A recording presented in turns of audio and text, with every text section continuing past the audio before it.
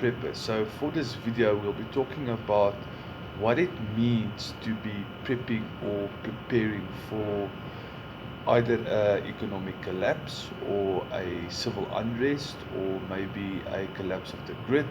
There are various reasons why people prep. Now, in everyday life, we take out insurance on our homes and our vehicles, and the reason why we take out insurance is for the fact that should something happen to the house or the vehicle, should it burn down or get stolen or whatever the case might be, the insurance will actually then replace that specific item, whether it is your home or your vehicle. Now, prepping or preparing for a collapse or civil unrest is exactly the same as taking insurance out against your vehicle or your house.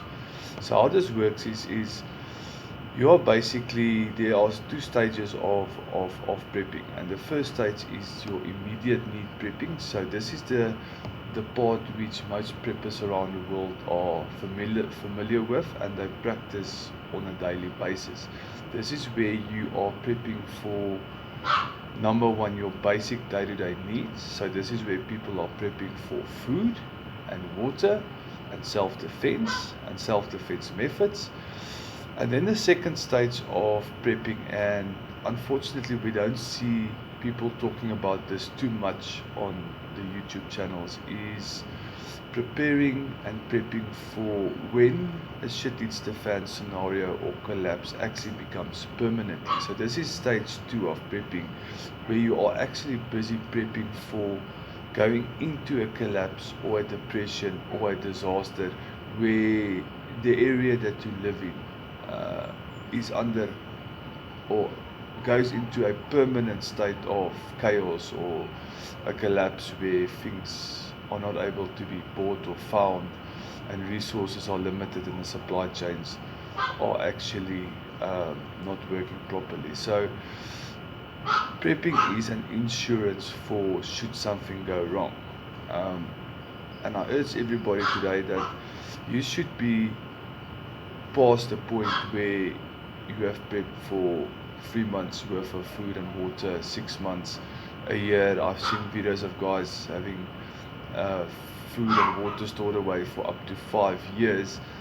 Now, to keep that amount of volume of food in your pantry and to safely protect it will become, in a SHTF situation, extremely difficult, because at some point people will realize, listen, that specific house or compound or whatever the case might be, have got a lot of food, and people will become desperate. And when people become desperate, they kill for food. Literally, they will kill you for a plate of food. So this is where stage 2 comes in, where you actually start preparing for a permanent collapse, where you can actually produce and add on to what you've already stored away. And this is even more important than your basic preps. Now, you do need your basic preps. You do need 3 months or 6 months or 1 year of supply, because that specific supply will actually keep you out of trouble for the first 3 to 6 months, where everything around you will be total chaos. So how do you implement stage 2? The first thing that you need to do to implement stage 2 of prepping is you need to become part of a prepping community. And the reason why we say this is because every person's skills are extremely limited. I might be a farmer and I might be able to plant and produce, but I don't have the skills to medically look after people. Or if I have a dental issue, I don't have that skills. Or we need to build water infrastructure, I don't have those type of skills. So being part of a prepping community allows you a stockpile of skills and different people that can actually assist you. And when you are part of a prepping community, this also allows you to defend yourself much better, have scouts out protecting the area and protecting what you've stored up and what you're busy producing.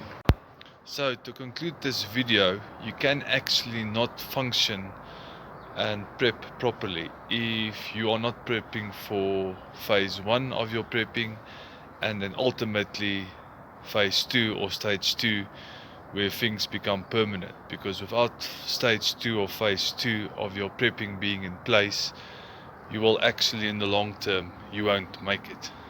Thank you very much.